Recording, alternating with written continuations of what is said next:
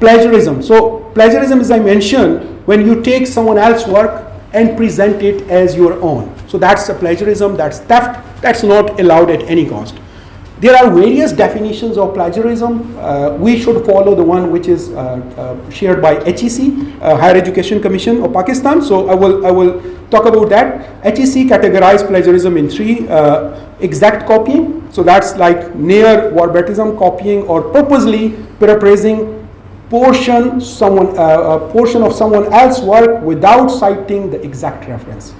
So it's like you take someone else's work, you put it in your own words, you are not citing that person.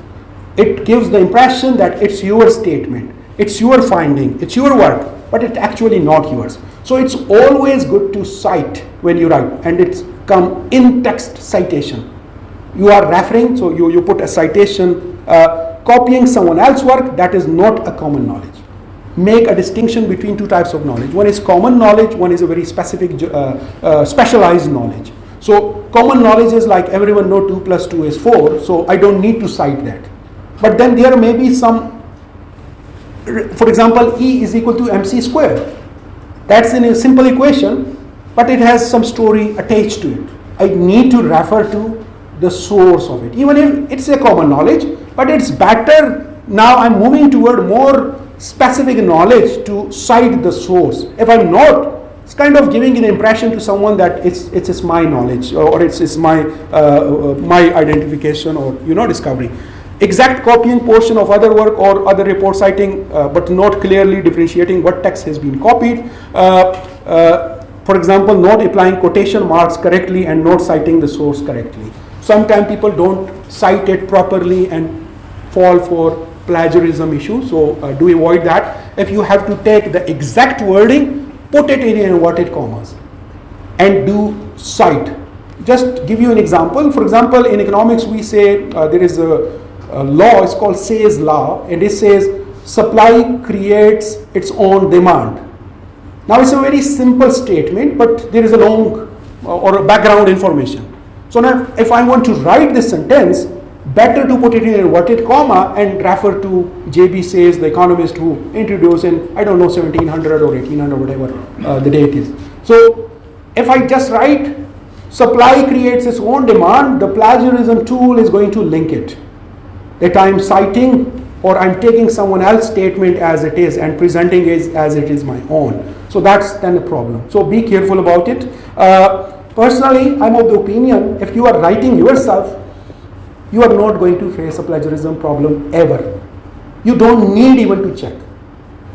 If you are copying and pasting and then rephrasing, then you have to be a bit careful. Then you may fall for it. So I would say that be careful about it. Also, there are some, if you are using someone codes or mathematical equations, sometimes econometricians in particular use models of someone else. Better to refer to that. If it's a specific model, better to refer to that. For example, we use production model in economics, which link labor resources and capital resources and how it contribute to the GDP. So now who introduced this model? I need to refer to that. Robert Solow or XYZ, whoever introduced that. So I need to refer to that. And then further expansion of that in my particular context, I don't need to.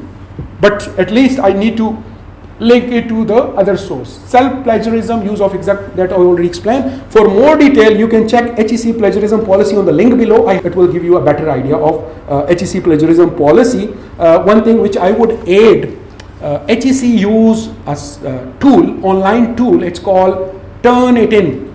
That's a tool which they use for checking plagiarism. Now, a logical question is, how much is the threshold for it? So, when you put a document in that tool, it calculates an index which is called similarity index. So it checks with its database and it links the sentences, the sources and everything, and it come up with a report, similarity report, which gives an index and it has a value. HEC policy says that value should be less than 19%.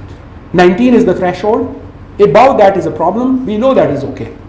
19 is the threshold. That's the first condition. Second condition is that when the report is generated, it also mentioned different sources with which it is matching. So no single source should have similarity index higher than 5%. Should be lower than 5%. So these are the two conditions for plagiarism from HEC. First, similarity index should be less than 19%, and similarity index from a single source should be less than 5%. And finally, I would give you a word of advice: don't check plagiarism of your document from freely available online tools. They may steal your text.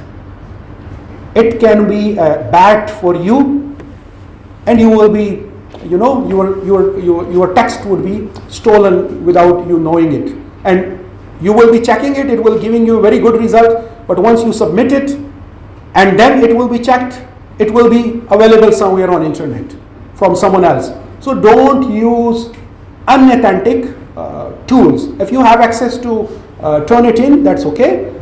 Even in Turnitin, you have to click on certain option to not make that as a part of the database. If you forget to click on that, your document submitted will be part of that their database. So next time someone is checking, it would show it was submitted, so you will be again fall for a trouble. So for that reason, I'm saying if you are writing yourself, be confident. It's not going to go beyond 5%. I can tell you what my personal experience. In Europe, they never mind that thing that you should be, worry about it. Just write, no problem. No need to check for plagiarism, because they know if you are doing it yourself, it's not going to go for that. But in another case, yes, there are a lot of issues these days.